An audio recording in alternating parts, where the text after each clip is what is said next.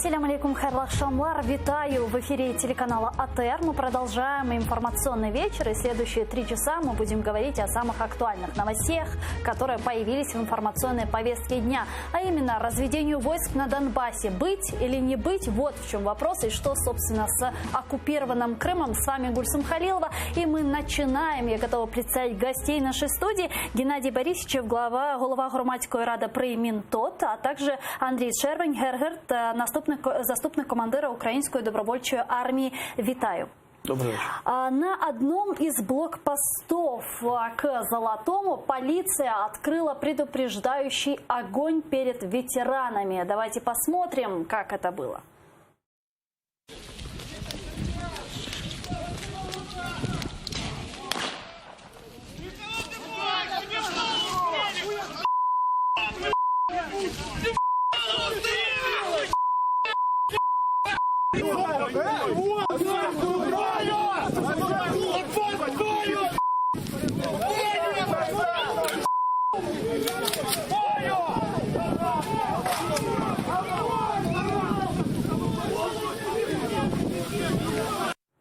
Ну вот в эфире нашего телеканала командир подразделения Нацгвардии Максим Жорин, который находился, собственно, на месте этих событий, прокомментировал происшествие. Давайте его послушаем. Жодної зброї у активістів, ветеранів, волонтерів, які їхали, не було. Це видно і на відео, це знають і зафіксувала і в тому числі і поліція, яка там була. Тобто жодної зброї не було. Але тим не менш охоронці чомусь вирішили застосувати зброю. Були команди до бою, ну тобто взагалі відбувалися такі абсурдні речі. Ну, как вам, собственно, вот такой поворот событий, да? Мы слышали там от представителей полиции команду до бою. Вообще вы ожидали вот такого столкновения ветеранов с полицией? Та я не вважаю, що це якесь є столкновення, як ви кажете. Очевидні речі, що ситуація, вона така на слуху, вона накаляється зі всіх сторін, з медійних платформ, вона лється такою безперервною хвилею. Люди всі на такому на взводі, і з однієї сторони, і з іншої, але завжди точки порозуміння можна знайти, тому що поліція Донеччини, Луганщини, як ніхто, знає, що буде для них, що буде далі, коли українські війська відійдуть від займаних позицій. Тому треба просто заспокоїтися всім, зрозуміти і вміти розділити дійсно там професійну роботу поліції, коли там зброя, якась вибухівка або якісь провокативні речі, з тим, що можуть штучно підігрівати цю ситуацію, розкачувати її штучно, для того, щоб цю картинку транслювати на територію Російської Федерації і накручувати ситуацію ще до більшого. Геннадий, вы видите что-то, вот, не видите ли вы действительно вот какую-то панику, да, которая появилась в обществе в связи с тем, что произошло? Я вижу, вы что... не опасаетесь ничего? Я вижу, что определенные политические силы, которые неудачно, как сказать, избрались в Верховную Раду, по их... Политические силы это кто? Давайте конкретно. Силы, ну давайте даже возьмем солидарность, европейскую солидарность Петра Алексеевича Порошенко. И вот, если эти политические силы неудачно избрались, они опять хотят власти, они всеми действительно путями, через средства массовой информации пытаются накачивать информационное пространство, накалять его и поднимать в нем градус. Теперь по поводу ветеранов. Когда говорят, что же произошло, в отношении ветеранов был предупредительный выстрел работниками полиции на блокпостах. Конечно, они же не особые какие-то люди, они не ангелы во плоти, они обычные граждане Украины, которые в какой-то момент отдали долг своей родине. А те, кто стоят на блокпостах, у них есть устав, у них есть закон о полиции, они для чего-то на этом блокпосту находятся.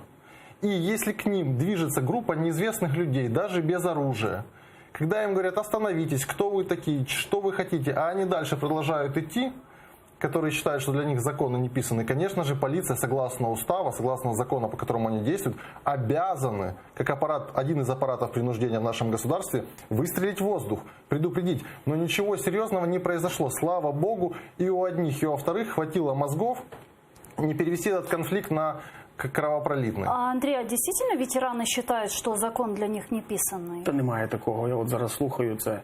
В суспільстві накручується така думка, бо дійсно 350-370 тисяч учасників бойових дій. От останню статистику я дивився. 370 тисяч людей пройшло крізь війну на цю хвилину. 250 тисяч зараз перебувають в ті чи інші ротаціями на передовій і чують звуки пострілів, гинуть, калічаться, і це відбувається постійно. Серед них дійсно можуть бути різні ситуації, дійсно можуть бути не ангели люди. І там це очевидні речі. Люди вбивали і людей вбивали. Це не проста справа. Це не просто виконали свій обов'язок. Так, в великій кількості Збройні сили України, але величезна кількість з Майдану в 2014 році, більше 20 тисяч людей зайшло добровольцями, які не були військовообов'язаними, навіть військовозобов'язаними. І штучно в суспільстві сьогодні, я це бачу, ми це прослідковуємо, нівелюється ситуація військовий, ветеран, доброволець. Ставляться такі паралелі: мародер, заробітчанин. Нивелируется кем? Абсолютно це є проросійська така політика, агресивна політика, як однієї з елементів гібридної війни. Люди, которые, мы продолжим, да, люди, которые пытались прорваться в Золотое, которые действительно туда прошли, они ведь хотели устроить акцию, продолжают устраивать акцию про некапитуляции, да, как ее называют, и, собственно, из-за планов разведения войск в Золотом и в Петривском. Давайте сначала посмотрим, как и где именно, собственно, планируется разводить войска, и далее продолжим нашу дискуссию. Заплановане розведення в Золотому – це 3 кілометри. За планом, сили мають відійти на відстань 1 кілометру вглиб від лінії розмежування. Розведення має відбуватись дзеркально. Так само сили ООС з одного боку та росіяни і представники незаконних збройних формувань з іншого мають відвести свою техніку і особовий склад у районі Петрівського, що на Донеччині. Геннадий, у меня к вам очень простой вопрос. Вы за разведение войск на Донбассе или же против? Я как человек, который лишился своего имущества на территории Донецка, который лишился своей прежней жизни, социального уклада, который 5,5 лет, по большому счету, являюсь скитальцем в своей же родной Украине. Вот. Принципиально никогда не получал переселенческих денег, но отстаивал права переселенцев. Могу сказать, что, конечно же, я за мир. У меня там остались родственники в Донецке. Которые... Мир бывает разный. Вот в данном случае сейчас я вам вы за объясню. разведение? Вы задали вопрос. Во-первых, если мы хотим, чтобы война заканчивалась, обе стороны должны демонстрировать какие-то жесты. Разведение войск зеркальное, то есть так называемые войска ЛДНР под руководством россиян и непосредственно украинские военнослужащие должны зеркально отвести войска от линии разграничения. Что мы имеем? Мы опасности для мирного населения на той территории никого не имеем. Там остается полиция, там еще действует временно военно-гражданская администрация. Поэтому в данный момент я воспринимаю этот жест как положительный. То есть стратегической опасности для нас я не вижу. Если же так называемые войска ЛДНР начнут не соблюдать договоренности и забирать наши территории, я думаю, то же самое сделает вооруженные силы Украины. А вы верите в то, что они будут соблюдать договоренности?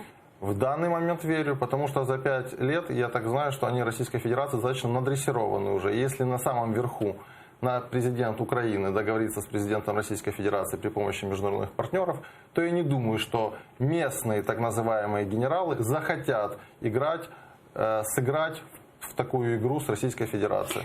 Андрей, как вы считаете, сорвут ли, для начала, да, что вы думаете по поводу разведения, поддерживаете ли вы или нет? Можна ли довіряти русским? Що ще повинні зрозуміти українці, татари, грузини, кримські татари, грузини, для того, щоб зрозуміти, що віри росіянам немає. За час 6-літньої війни, яка сьогодні ведеться у нас на Сході, декілька разів були спроби розвести війська, провести хлібне перемир'я, весняне перемир'я, першовересневе перемир'я. Перемир'я було дуже багато. Завжди вбивства, завжди вони старались домінувати, завжди вони цей час використовували для того, щоб укріпити свої позиції, завести боєкомплект, поміняти особовий склад. Відстань між окопами у нас це є 10 хвилин пішої ходьби. Ось уявіть собі, що ми відійшли з цих позицій, 10 хвилин 15 потрібно для того, щоб на наші позиції зайшли.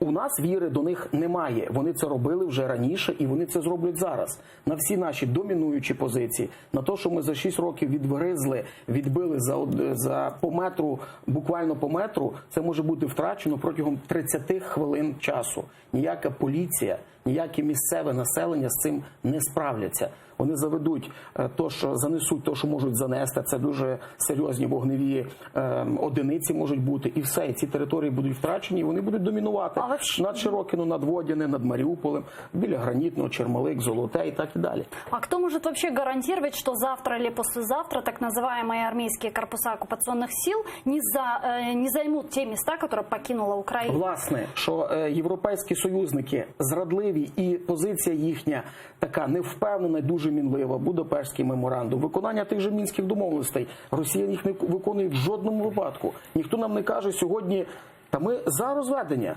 ми розводимося, питань немає. Через 5 хвилин після того, коли ми контролюємо наш кордон український, 420 кілометрів. От ви є там так звані бойовики, сепаратисти, які воюєте з нами, залишайтесь, ми з вами розберемося. От, віддайте нам кордон, контроль над кордоном, ніхто цього не віддає. Тобто ми не то, що маємо переживати за те, що зайдуть просто ці сепаратисти у нас, а що через 420 кілометрів росіяни вторгнуться, прямо зайдуть своєю технікою. Хто дасть гарантію в тому, що це не відбудеться? Геннадий, а правда, ведь гарантии никакой нет. И даже международные договоренности, подписанные с теми нашими партнерами, о которых вы указывали выше, они также нарушаются. Вот вам пример, Будапештский меморандум. Я сейчас поясню. В нашей жизни, в человеческой жизни, так мир устроен, гарантий вообще никаких нет. Да, нет гарантии, что я сейчас не выйду, и у вас не обвалится балкон или кирпич мне на голову не упадет. У меня тоже нет гарантии. Нет гарантии, что у кого-то не будет инфаркта, инсульта или автомобильной катастрофы. В этом мире нет вообще гарантии. Так может тогда не надо разводить? Сейчас объясню. В этом мире есть политический уровень договоренности и бытовой договоренности между людьми. И тот основан на доверии. В данный момент, почему вот мой коллега приводил пример, говорит, раньше же были попытки перемирия, и они не состоялись. Конечно же, они не состоялись. Знаете почему? Потому что на тот момент действовал режим Порошенко вместе с Яценюком, который никак не хотел, а наоборот проводил эскалацию этого конфликта. Как можно было боевиков Гиркина с его бандой выпустить в Донецк, и чтобы они заняли Донецк как оборонительную позицию? Как можно было, секундочку, дайте я договорю, как можно было, то есть окружить 96-тысячный Славянск, и после этого выпустить их практически там 100 километров, не трогая их, выпустить их в Донецк, чтобы они заняли миллионный город. Скажите мне, пожалуйста, вот где сдача, национальная зрада, вот где государственные интересы потеряны, когда миллион людей оставили в Донецке в заложниках. Я говорю конкретно про свой город, я уверен, что и с другими городами такая же ситуация была. Поэтому это уже пересмыкивание фактов, доверие, недоверие. Да, после 5,5 лет войны, конечно же, доверия ни у кого никому нет. Но вы меня простите, если мы хотим дальше в такой ситуации жить еще 20-30 лет, и чтобы там люди те маялись, и мы теряли людей, самое страшное, а не территории, ради того, чтобы попытаться установить мир, и чтобы наконец-то вернуть наших граждан Украины, которые сейчас там находятся в заложниках, я думаю, вот в случае чего рискнуть километром в одну сторону, километром в другую сторону, я думаю, возможно. Ради того, чтобы вернуть еще сотни тысяч наших людей. А люди намного ценнее, чем земля. Те же самые японцы, не имея никакой земли, какую построили страну, по большому счету тоже интеллектуальное ядро планеты Земля. Почему? Поэтому только люди должны быть в основе всего. Человекоцентризм, понимаете, о чем я говорю? Равноценный обмен, километр на людей, як ви Слухайте, думаєте? я дивуюся. Слухайте, до нас, знаєте, як до нас в квартиру зайшли злодії, зайняли кімнату і починають з нами, з трьохкімнатної квартири, зайняли кімнату, починають з нами домовлятися. Ми їх просимо, ви може лишитися тільки в цій кімнаті, не намагаємося їх вибити з цієї кімнати, викликати поліцію, там, зусилля сусідам, подзвонити чи родичам. От ми зараз в такому положенні, таких якихось ущербних, зі всіх сторін обманутих жильців квартири, в яку прийшли злодії, і ми ніяк не можемо їх звідти випхати. Ми маємо з ними домовлятися, ми маємо просити якихось союзів, ми Але вони повинні там залишатися і надалі. Як можна було обрати в першому турі в продовження вашої аналогії Януковича президентом країни, який пізніше привів війну? Як можна, секунду, як можна, я так вам, ви там Донецьку обирали, я на Заході голосував. Вся Україна я до вас говорю, Донецьк 99%, Донбас. Як можна було місцевим жителям, секунду, як можна було місцевим жителям прийти на референдум і сказати, яка різниця, як назвуть? Давайте ми будемо Новоросія, давайте ми будемо тепер ДНР. Як можна сьогодні стояти їм в очередях і паспорта російські утримувати? 70 тисяч паспортів російських роздано вже на цих територіях. От як можна? А як можна було не вийти і не відстояти Донецьк і цю банду Гіркіна, 70 чоловік, ліквідувати? Та вони були в Одесі. Було 4 проукраїнських мітинги, я вас зараз извините. Там, де мітинги були, територія залишилася українською. Чоловік ми збирали. Треба було збирати 20. Це було 3-мільйонне місто. На тот момент не змогли. Государство искусственно саботировало. Я сам був один із організаторів проукраїнських мітингів. Та ми завжди винними робимо, знаєте, хто винен невістка, хто винен Порошенка, хто винен Яценюк, хто винен государство. Та ми на себе подивимося. А вы считаете, государство невинно, то есть государство невиновно, когда по Конституции Украины они должны были защищать этих граждан за их же налоги, а армия, СБУ, прокуратура, МВД, когда сепаратисты начали захватывать здания, не сработали? Как вам кажется? Так, а керівники СБУ, МВД і місцеві були ж зі Львова чи з Тернополя, вони були Донецька, з Луганська, місцеві. Ваші місцеві еліти, та я слухаю, я знаю цю ситуацію. Они госслужащие, неважно откуда они были, и была и ротация кадров, и было... Та власне, що не було. Власне, що це було такий окремий регіон, окремий така територія, і от сьогодні вона оця окремість заїкується цілій Україні по великому рахунку. Вот, кстати, Мустафа Джемилев сказал, что разводя войска и тем самым якобы защищая жизни людей, мы рискуем потерять всю Украину. Вам так не кажется? Мне так вообще не кажется. Знаете почему? Потому что, мне кажется, помимо Донбасса есть еще очень много проблем. А именно на границе с Венгрией. И когда практически каждый второй гражданин Украины, проживающий на границе с Венгрией, то есть Закарпатская область, имеет паспорт венгерский. Вот это проблема. Вот это второй Донбасс, который может не сегодня, а завтра выстрелить. И не дай бог, если Киев ослабится, Киев благодаря Майданам и всему остальному, вон там начнется еще одна точка. А там уже и с Белоруссией на границе все что угодно может произойти. Поэтому не стоит зацикливаться только на Донбассе. Понимаете, в чем суть? Украина неоднородна, очень сильно неоднородна, очень много национальностей, очень много этнических разных корней. Это те же самые крымские татары в Крыму. Поэтому мы сейчас имеем Донбасс как одну из самых горячих точек, потому что ближе всего был города Донбасса были границы Российской Федерации. Вот. Но Закарпатье, пожалуйста, мы можем иметь совершенно другую позицию. В эфире АТР продюсер Игорь Кондратюк поделился соображениями, как возвращать умы украинцев на оккупированных территориях. Вот давайте его послушаем.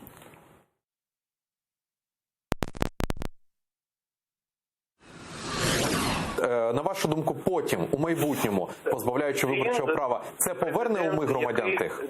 Я зрозумів ваше питання. Дивіться, просто фільтрація, чи інфільтрація, чи перевербування, воно буде відбуватися довше, ніж оці вже більше ніж 5 років, коли людям в голову вбивають історії про націоналістів, фашистів, про розп'ятих хлопчиків і про те, що у нас тут є раби і всяку іншу полову, яку придумали совісні бувші колеги з засобів масової інформації в Росії, а зараз просто люди, які тронулись мозгами, на мій погляд.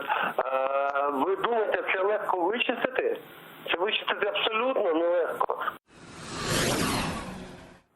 Андрей, как вы считаете, нужно ли действительно лишать избирательного права жителей Донбасса на 10 лет? 10 років чи 5, це ми не будемо про це казати, але оце питання виборів, ми щось навколо виборів, формула Штайнмайєра, вибори, Мінський договір, вибори, та ніяких виборів там проводити не потрібно. Ці вибори повинні відбутися згідно там законів України, коли територія відома, очищена, ми маємо контроль над кордоном і згідно ніяких особливих статусів, якогось особливого підходу. Хто вони такі є, щоб з ними по-особливому розмовляти. Розмова з ними ведеться в тому напрямку, яка вже ведеться 5 років часу, і вона абсолютно успішна. Ця сторона розуміє тільки мову сили, і в цьому напрямку треба продовжувати, опираючись на своє військо, на свій народ, йти і перемагати. Ну, Геннадий. Я сначала хочу сразу оппонировать своему коллеге. Он говорит, кто они такие есть, чтобы им давать какое-то право выбора и с ними... Особые. Я скажу, они граждане Украины, раз. Они такие же, как мы в правах. Поэтому до тех пор, пока одни граждане Украины будут себя считать больше патриотами, чем другие граждане Украины, мира в Украине никогда не будет. Это первый момент. По поводу Кондратюка, речи Кондратюка. Я прочитал утром сегодня более развернутый комментарий, его публикацию. Facebook. Да, что он просит одним выдать чуть-чуть денег, чтобы они свалили в Россию, как он написал. Вторым, упразднить права, и чтобы они вообще сидели тише воды 10 лет, никого не выбирали и так далее. Так вот, я хочу сказать, что развлекать людей на телеканалах у Кондратюка получается намного лучше, чем давать какие-то советы и предлагать так называемые свои формулы хайповать. Пожалуйста, можно я закончу? Я вижу, вы меня хотите перебить. Поэтому,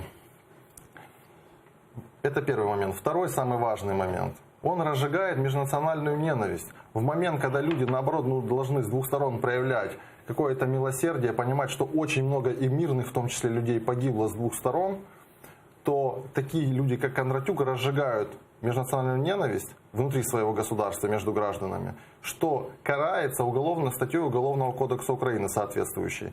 Кроме того, Кондратюк человек не политический деятель. Мы его мнение услышали как гражданина, но на этом все. Никакой формулы Кондратюка нету, и не нужно на этом хайповать и пиариться. По поводу формулы известного немца, об этом я в одном эфире видел, что вы сказали, что вы тоже немец по происхождению этнический. Я могу сказать, что речь идет о местных выборах. Местные выборы. Кто будет убирать улицы, как будут ремонтироваться дороги и так далее. Никакой государственной глобальной опасности для нашего государства местные выборы не несут. Это всего лишь один из маленьких шажков на пути к тому, чтобы наступил мир. И еще, давайте посмотрим сейчас правительство так называемых ЛДНР. Там есть люди, которые преследуются из СБУ конкретно за военные преступления, за убийства, расстрелы. Там таких людей нет в этих так называемых в кавычках правительствах непризнанных. Но посмотрите по Луганской области, Колосов. Я на днях с Колосовым общался, кандидат наук. Мы обсуждали личности в так называемом парламенте ЛДНР. Нету людей, которые конкретно воевали, брали в руки автоматы. Скорее всего, они же и будут на местных выборах 5 лет выбраны. под оккупацией. Это пропаганда Российской Федерации. Вы действительно думаете, что после 5 лет оккупации под пропагандой Российской Федерации никакой опасности нет? Скажите мне, ответьте мне на один вопрос, пожалуйста. Если вам какой-нибудь человек 5 раз нагрубит, да, вот, вы его послушаете быстрее, чем несколько раз вы ему скажете, чем он вам несколько раз скажет какие-то хорошие слова и обратится к вам культурно, и культурно вас о чем-то попросит. Я думаю, вы прислушаетесь к хорошему поведению человека. Так и люди на той территории. Вы знаете, от чего, знаете, я не хочу делать плохое сравнение, но есть поговорка, от чего злая собака, потому что ее бьют постоянно. Вот так и здесь. Любого человека, если бить и загонять в угол, конечно, он будет огрызаться, конечно, он будет в ответ тебе говорить какие-то гадости. У каждого тоже наболело. На той территории тоже много чего наболело. Пенсии 5 лет не платятся. Много миллиардов гривен государство изъяло и затыкает свои дыры. А пенсионеры Донбасса ни копейки еще не получили. Андрей. Слухайте, все вірно. Коли на тебе весь час кажуть, ти другий. Коли на тебе весь час кажуть, коли на тебе весь час кажуть, це не твоя мова, ти не маєш права на свою мову. Коли на тебе кажуть, церква має бути оцієї країни, а не твоя церква.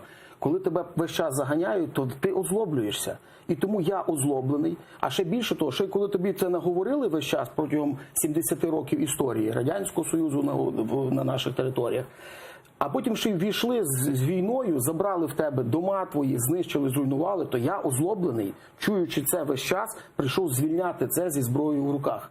Тому я розумію, що ці люди на окупованих територіях сьогодні, як ніхто, повинні взяти в руки зброю і там на місці вибити російських окупантів, взяти контроль над кордоном, віддати його українським військам і сказати, це Україна, це наша земля, сьогодні ми вас чекаємо з розпростертими об'яттями, ми все зрозуміли, ми важку ціну заплатили за те, що думали, напевно, якось по-іншому. Я, як ніхто, знаю ціну українському Донбасу і українському воїну, вихідцю з Донбаса. Це самі сміливі мої воїни. З Луганська, з Донецька. Це самі вірні, сміливі хлопці, які прагнуть звільнити ті території, і їх болить за те, що в їхніх будинках, які вони збудували, в квартирах, живе ця нечисть, яка в них позабирала. Це просто зі зброєю в руках. І вони би дуже здивуються з вашої позиції. Ви кажете, що ви були на українському мітингу у Донецьку. Ви кажете, на 4 мітингах, що ви там робили? Вони здивуються з вас, з ваших слів, що ви кажете. Та ми за те, щоб був мир, бо ми знаємо ціну миру. Ну просто давайте ми цю мантру, що було так, як вчора, і що-то і зміниться, відкинемо. Уже сталося. На нас Росія напала. Ми іншими уже не будемо. Ми ніколи вже не вернемося до того стану, як було 5 років тому назад або минулого року. Сьогодні це треба прийняти, усвідомити і, виходячи з цього, рухатися, розуміючи і знаючи, хто проти нас. А проти нас підлий, підступний, ядерна країна, яка ніколи не виконує жодних домовленостей не тільки по відношенню до України. Грузія, Осетія, Чечня. І пішло, поїхало. Ми це повинні усвідомлювати і діяти різними методами. Вашими методами, розмовами, методами спецслужб, методами збройної ескалації, міжнародними методами діяти з ними, розуміючи, що це агресор, повноцінний, 100% агресор. А як возвращать уми все-таки людям? До цього дійдемо. Це дуже важка і сама серйозна проблема. Це має бути на рівні держави унаправлююча політика, яка починає працювати. Снисходительна політика. Яка в тому числі треба навчитись пробачати один одному. В тому числі ми це розуміємо, і ми, як ніхто, готові це зробити. Ми готові розмовляти з ними, определяємо для себе, хто ті 100 тисяч, хто нас вбивали, а це приблизно там їх зараз 100 тисяч, 120 тисяч живе на цих територіях, хто вбивали українських солдат, приймали участь в катуваннях, сиділи в окопах, копали ці окопи.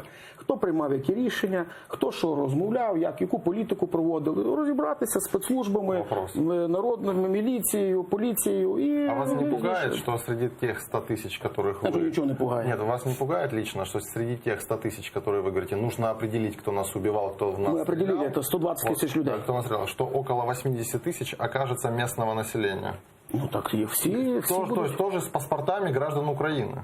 Так ми це знаємо, а чого не кажемо? Ми Ви це це знаємо. признаєте? Да, ми знаємо, що це з паспортами України, та проти нас в окопах сидить 90% місцевого населення. Вот. Просто когда я слышу мантру, что там только российские войска... Ні, коли ми слышимо мантру, що це мантра. громадянський конфлікт, от в цьому питанні, ви зараз це хочете сказати? Нет, я хочу сказать, ну, слава Богу. я хочу сказать, что это агрессия Российской Федерации с гибридной гражданской, с элементами гражданской война? войны. Конечно же, как это еще можно назвать? Когда артиллерия с двух сторон фигачит, как можно это назвать? Вы сказали с элементами гражданского конфликта, это как? Конечно, потому что когда один гражданин Украины лежит в цинковом гробу, а через линию разграничения по другую линию фронта лежит другой гражданин Украины с украинским Там паспортом. формально так, там люди з українськими паспортами, 90%. 80-90%. Вот что мне очень понравилось в этом коллеге моем, на этом эфире, что человек признает очевидные вещи.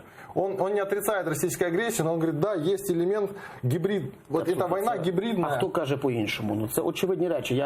Ми сидимо в окопах, ми їх чуємо. Ми їх допитуємо як полонених. Це вчитель, шахтар, лікар, студент. Ми ж їх спілкуємося з ними. Кажемо, що сталося? А вы считаете, их нельзя амнистировать? Ну, тут треба розбиратися згідно чинного законодавства. Для мене в їхні голови на сьогоднішній день є втрачені для нас, для України, по великому рахунку. І от просто спілкуючись з ними, я це розумію. Коли ми допитуємо полонених, ми от відчуваємо, наскільки можна бути недалеким в тому, які відповіді вони дають мені. Та ви ж американці, ви ж на нас напали, ви фашисти, та ви з Львова бандеровці приїхали, це говорить студент, якому 23 роки. Я кажу, ти ж вищу освіту маєш. Ти що, обіз'яна, чи ти безмозглий? Ну хто ти? Ну чоловіче, ну і це ось так. Це говорить шахтар. Та ви винуваті, що це все случилось. І він щирий каже, да я захищаю від американської агресії свою землю. То есть мы столкнулись с тем, что одни... З загальною тупістю просто і неосвіченістю. Мы столкнулись, вот после того, что сказал мой оппонент, мы столкнулись с тем, что одни слепо верят граждане Украины, да? Именно мы не берем Российскую Федерацию, каких-то инструкторов, военнослужащих. Не каких-то, а реальных. Одни слепо верят, что они защищают Украину, а вторые слепо верят, что защищают свой свою малую родину, свой маленький дом, свою квартиру. Сейчас мы тут Ну, это что говоримо. так сказали? Он же слепо верит, вы Малу сказали. родину. Він, понятно, хто він є. Ми з вами зараз говоримо Ну, вы же в Києві, в центрі нет, столиці. вы же сказали, что он тоже верит в это слепо. Так, от це очевидні речі. Я про це й говорю, Ми що не як це можемо- могло статися.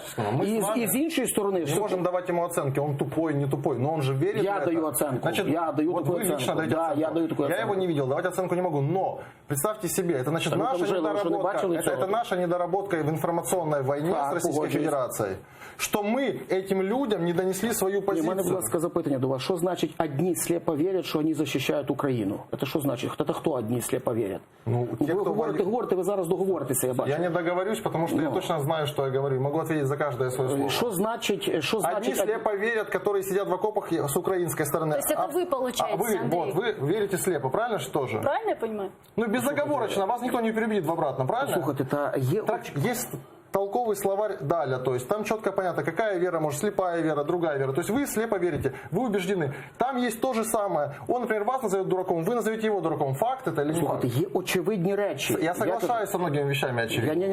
Є очевидні речі. Людина мені, коли ми його допитуємо, каже: ви американцями проплачені, зайшли і хочете забрати мою Новоросію. Це каже він. Це я говорю, що ми хочемо повернути, я і 300 тисяч за мною кажемо, що ми свідомі, це наша країна. Зараз я закінчу. Це наша країна, ось це її кордони, ото Крим. Отак воно має виглядати. Це очевидні речі. Очевидно, то як ви, то чому ви в рівну ставите той, що каже про американців, фашистів, Гітлер і так далі, танками на Берлін, секунду, танками на Берлін, і нас, багато освічених людей, оперних співаків, політиків, юристів, які там масово зайшли в цей конфлікт, освічених, прекрасних людей. Я кращих не зустрічав за крайні 5 років, ніж я закінчую, ніж за цей період часу. І в цю не ставте знак рівний в цьому випадку, бо ви, бо це попахує іншою історією. Смотрите, якою б історію це не попахує, Да, іншою. Да, хоть іншою. Это мое мнение, как и у вас есть мнение. Вы слишком эмоционально реагируете на мои слова. Слухайте, то в нас 16 тисяч битих, емоціонально, 90 А я тисяч знаю ранених. родственников, которых мы потеряли в Донецке из-за бомбежек Донецка, в том числе на прифронтовых линиях. И что теперь? У каждого есть своя боль, свои эмоции. Давайте свои эмоции оставим у себя. Ще раз, ви знаєте родственників, які... Погибли, Так. находясь в Донецке, Так. мирные люди, Так. которые никогда в жизни в руки автомат не брали, Так. прилетал снаряд, Так. и людей убивало снарядом. І цей снаряд український. Ну как, я не могу Филипп, точно, кто я не не могу, можете, ну я всё, не могу порезал. точно говорить, но факт смерти есть факт смерти, вы понимаете? Или вы отрицаете, что люди умирают там мирно? Ні, це війна, так. Це Вот. наслідок. Да, це наслідок, это... Це наслідок усього, що було до того. Тобто а русські тепер- прийшли на ту територію, на яку їх чекали. Поляки хочуть прийти на ту територію, яку вони сьогодні для себе готують у Львові, то що ви казали. Правильно ви говорите. Румуни, венгри хочуть прийти туди, в Чернівці, де вони готуються.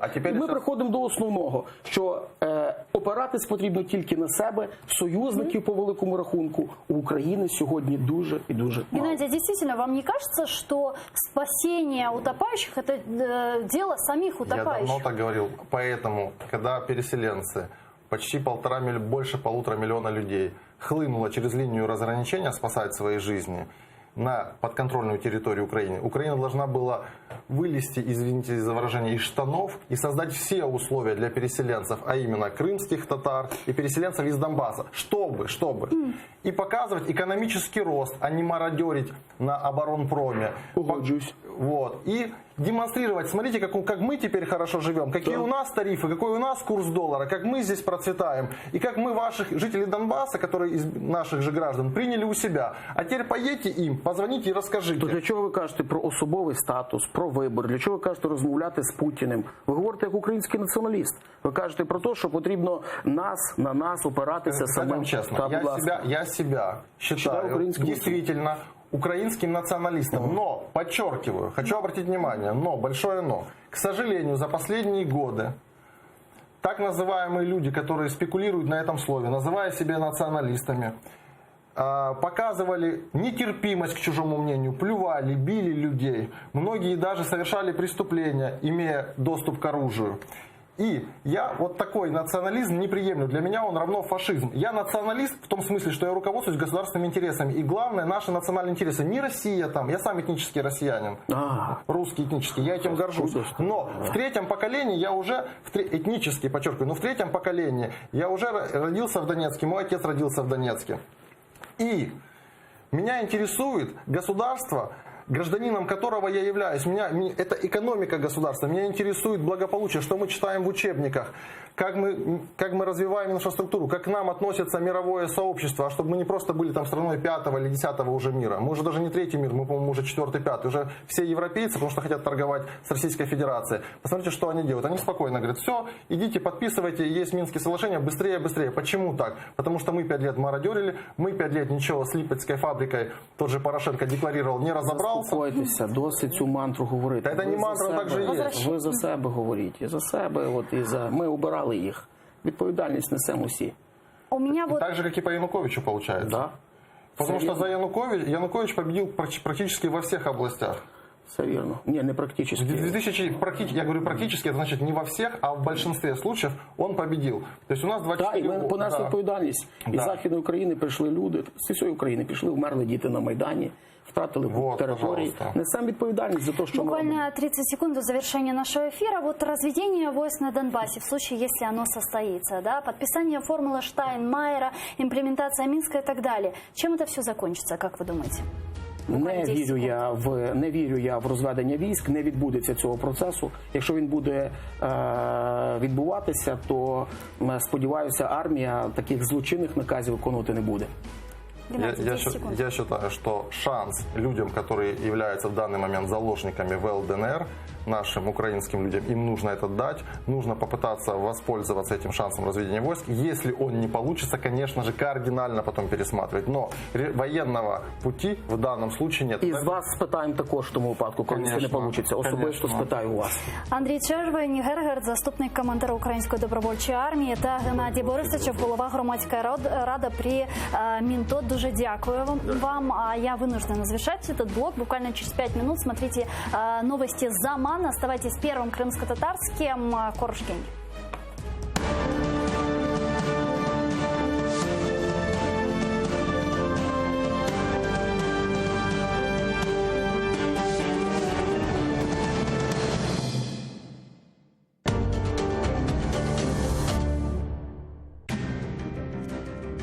Телепроект «Мост»